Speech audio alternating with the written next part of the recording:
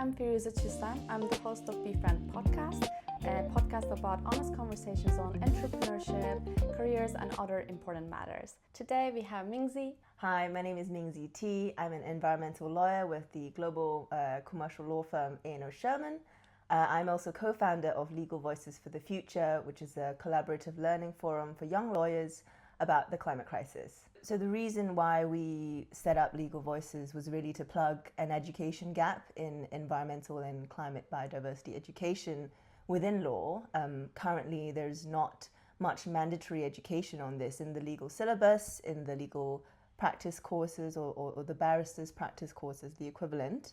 And we really thought this was such an important issue for the future of our world and lawyers, young lawyers entering the profession, that we needed to do something about it. So what Legal Voices does as our core offering is to run a series of seminars on various topics around climate law, biodiversity law, and these sessions are run by and for young lawyers. So if you're a young lawyer and you've got a passion about something, you'll do the research, we'll help you facilitate a presentation, and we'll also reach out to our networks to get in more senior figures in the industry and academia to speak on a panel as well. So it's really co-created by and for the young legal community. So that's Legal Voices. That's great. It's kind of similar to what Be Frank Podcast is also trying to achieve, reach out to that younger audience that have an interest.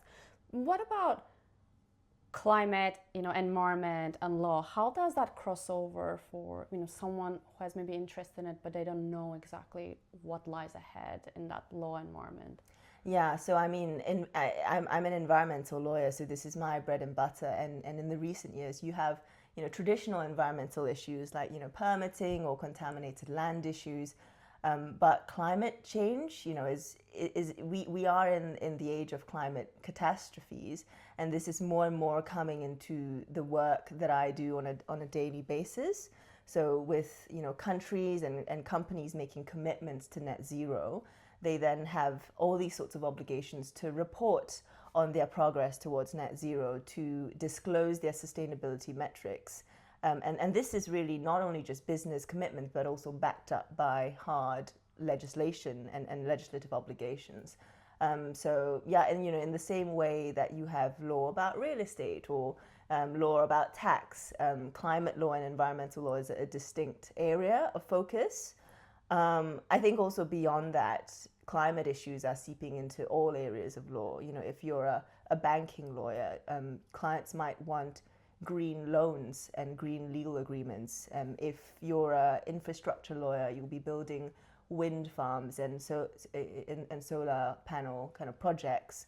All of these, what we call climate transition projects, need lawyers in their financings and legal documentation. So it's a specific area, but also very much embedded increasingly in other areas of law. That's really cool, because I know legislation is really strong in renewable permittings or energy security. But I think in the corporate, like maybe net zero commitments, we don't really enforce the law on ESG disclosures yet. Or is it changing? Like, is there any outlook you see or an example that these companies now are facing maybe legal implications on what they're committing to? So I think it's mixed, right? There has been a rising, number of climate litigation cases being brought. I think the one to be aware of that there has been quite a lot of enforcement is around greenwashing. So things like, the CMA, the Competition Markets Authority in the UK, has been going after particular companies saying, look, the claims that you're making are just misleading. Even on general misleading advertising law, they're misleading, and this is greenwashing and you shouldn't make these claims. In respect of disclosures, you're right in that there hasn't been any big blockbuster enforcement action, but I think that's a function of the disclosure laws only having come in the past couple of years, and generally the regulators will wait for companies to get familiar with the laws and implement the processes. And we are kind of on the lookout for big cases down the line soon in terms of regulatory enforcement. And how did you end up in it? What was the like entry point for you into environmental law, or maybe like decarbonization or net zero? What was the thing that really interested you in it? So my journey really started at university. So I went to Oxford, and Oxford University has an incredible kind of environmental and climate society.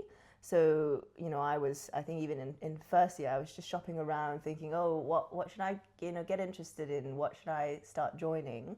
And the community there was brilliant. I think what really interested me was the number of different disciplines that was impacted by climate change issues. So I would go to the Oxford Climate Society's events, and there would be like atmospheric physicists or engineers, human or environmental geographers, and then also lawyers thinking about this from different angles. And I thought, intellectually this is amazing, but then also it's a super important topic that's going to impact young people's lives in the future, and we have to prepare for this. So that was really my entry point. I ended up leading the Climate Journal at the time as head editor, and I met a lot of brilliant people who were writing on loads of different kinds of topics. I got involved in the activism as well. Back then it was the time of the school strikes for climate as well as Extinction Rebellion, and those kind of movements really gave me a passion for this topic. And then once I graduated, I thought, okay, how do I bring this into my professional life as well, rather than just becoming like a corporate lawyer or a sui generis like banking lawyer. Coming back to the legal voices for future, what were the biggest challenges you didn't foresee when you were co-founding it? Because you were working also full-time still, right? Yeah, so I co-founded it in the start of 2023, and I've now kind of stepped back, and there's a new leadership team now as of the start of 2025. So I was there for 2 years. The biggest challenge was managing everyone's day job workloads alongside this voluntary position, running and building up a non-profit. Because all of us, we're all practicing lawyers. We're in different areas of law. Some of them are in-house working for companies, some working for government, some even in the NGO legal space, some like me in commercial firms. But, broadly, everybody was super stretched. And so I think burnout was a real issue, and kind of managing the team in a way that people were comfortable putting their hand up and saying, I'm so sorry, I don't have capacity. Please, can I step back from this work stream? And not having the kind of guilt surround that or pressure, because, ultimately this is a passion project of all of us. It's a non-profit.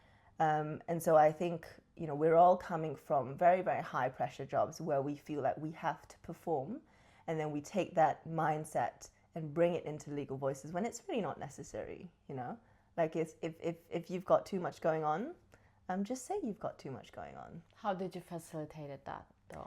So in a very practical way, we started off with 5 or 6 co-founders, and by the end of my term as chair, we were 12 people. So just making sure you have what I call organizational redundancy or organizational buffer. So yeah, I think just having more hands on deck really helps, and also culturally, just fostering a culture of being open with each other, and not blaming people for not being able to deliver. And once you remove that element of guilt and blame, then people become a lot more comfortable telling you earlier that they can't deliver on a certain thing, and then you can staff correctly. This kind of emotional intelligence would be so useful in corporate roles as well. I almost feel like everyone should get trained on this as a manager, because it just promotes motivation and just honesty and ownership. Yeah, absolutely. What about impact? What does it mean to you as a co-founder, as a corporate lawyer? You're a high achiever. So I think, well, at the start of my career, I was, very, very idealistic, and I was thinking, I'm going to go into climate law and I'm going to save the world and I'm going to change the structure of the industry.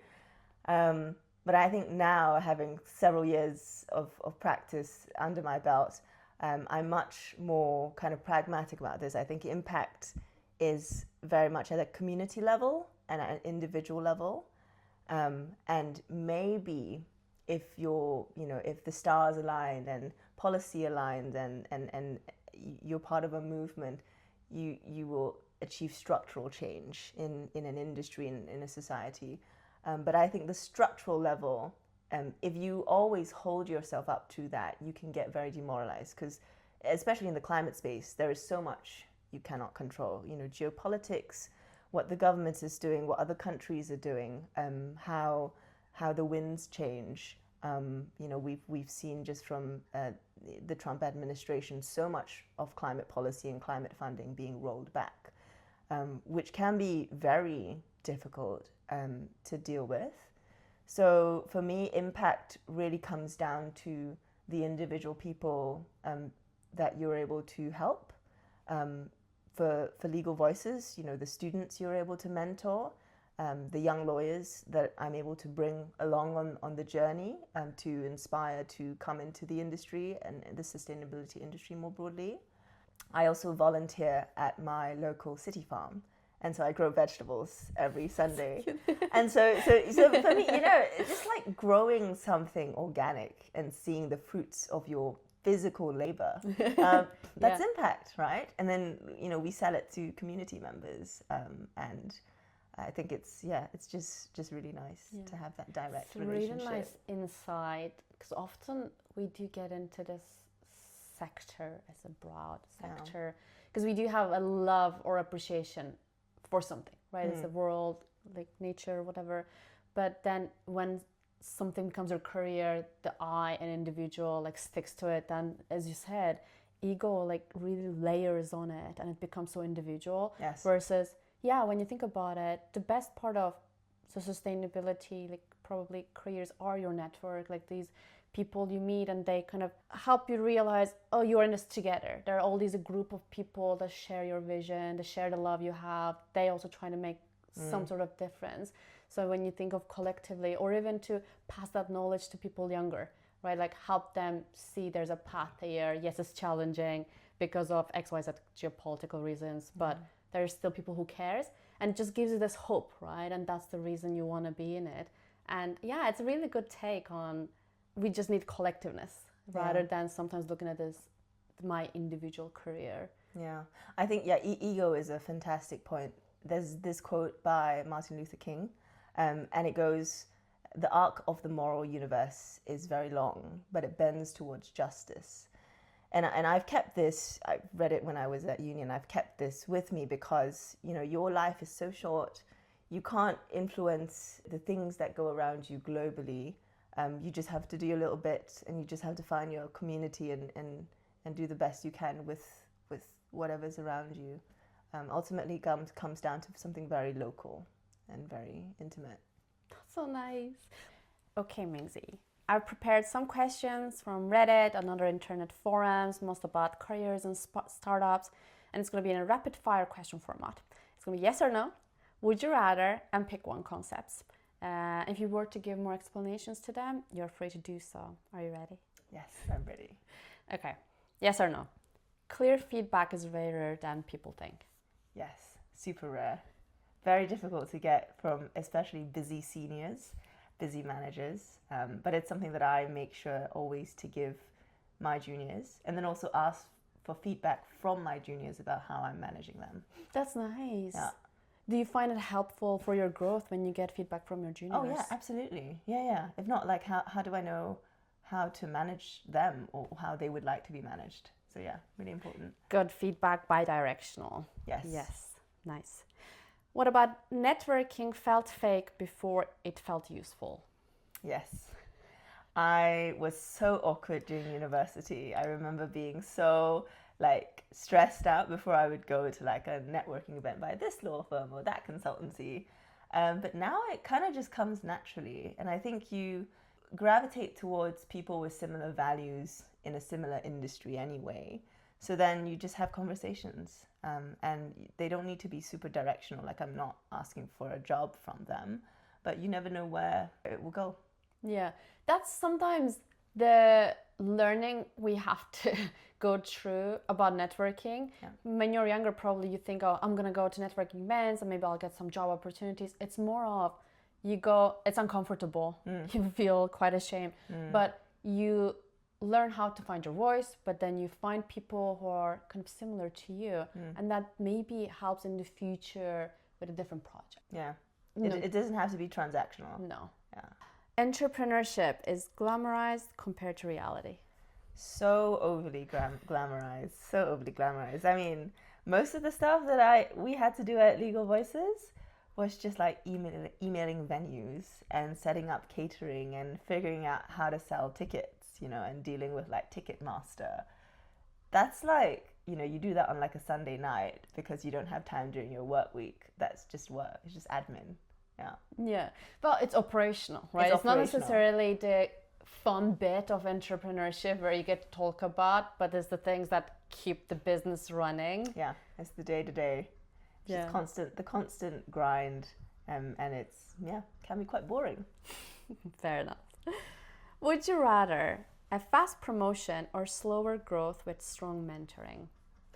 At this point of my career, I would prefer slower growth with good mentoring. Interesting. But it's important to learn as much as I can at this point and have a strong foundation. That's a nice take. What do you think that's gonna make a difference when you're growing more slower versus if you were just to get a promotion tomorrow? I think, my stress levels, number one, is like the different. Very fair. You know, like if you're thrown into a place where it's sink or swim, well, you learn how to swim, but you learn how to swim maybe with the wrong technique, right? Which someone then later down the line has to correct you, and then once you're more senior, you're like, oh, kind of embarrassing that I had to correct myself. Then I didn't know the foundations from the very beginning.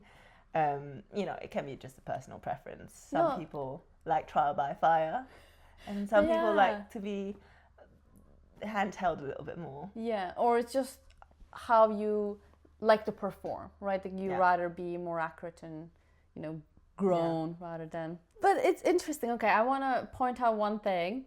So your entrepreneurship style is that you go for it, but in more corporate roles you will like to grow into it. Yes. So it's a different environment almost, right? When you're an entrepreneur, it's a business, you just gotta go for it, because you don't know, and it's hard to know without trying. Yeah, it's different. Perhaps it's also because in your corporate role there is a lot more risk, and expectations. Yeah. As an entrepreneur, you set your own expectation and then you have to hit it. Exactly. Okay, pick one. Hardest transition: student to work, team member to manager, employee to founder, founder to leader. Founder to leader.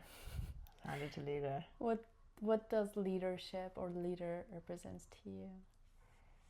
Well, it certainly doesn't represent management, you know.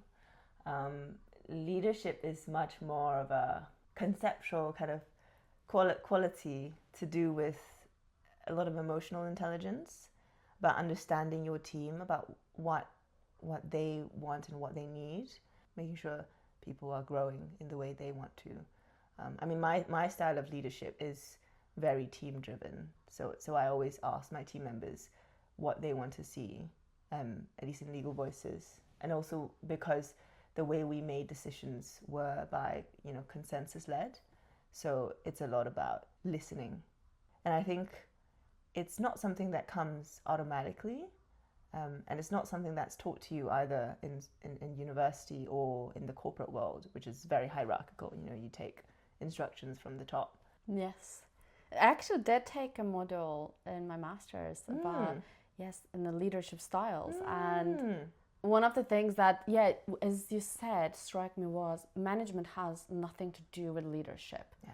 Like a manager often has a power over you by just being your line manager. Whereas as a leadership, yes, there's emotional intelligence. They are creating and facilitating this environment, and they're creating this vision for you, right? The way you said about when you realized maybe there was overload in the team you had, and that communication environment you created for them.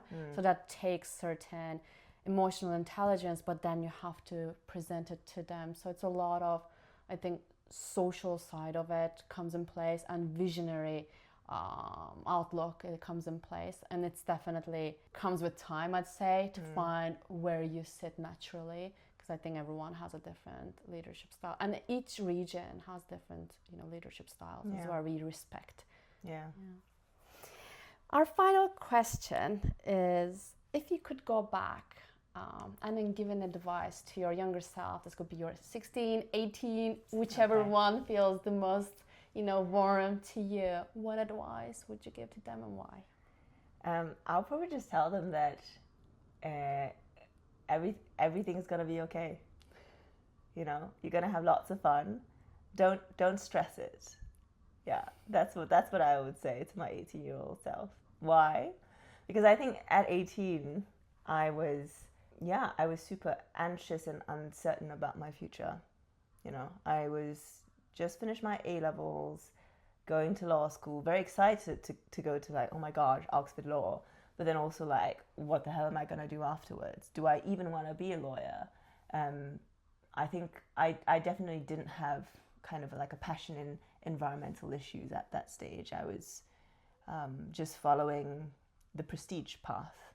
So yeah, my advice would be, you're going to figure it out. Yeah. Just enjoy the ride. It's hard to know who know. you're going to be. It's a path you just enjoy. A good stress is good, but often we just overdo it. Yeah, you can't overthink it because you can't plan. Yeah. I remember, gosh, at 18, people will be like, oh yeah, what's your 5-year plan? What's your 10-year plan? Okay, context, I went to a very high stress high school. So they were like, oh yeah, what are you going to do? And I'm like, what am I going to do? I don't know. This used to be an interview question, do you remember? They used to ask, what's your plan? I'm like, oh. Yeah. Now, they wouldn't do that now with AI because they don't know. Yeah. Thank you so much for joining. I think it was very inspiring, insightful, learning about environmental law. If you have any questions to Ming Zee, please drop it below and we can hold some Q&As on socials. Brilliant. Thanks very much for having me. Thank you.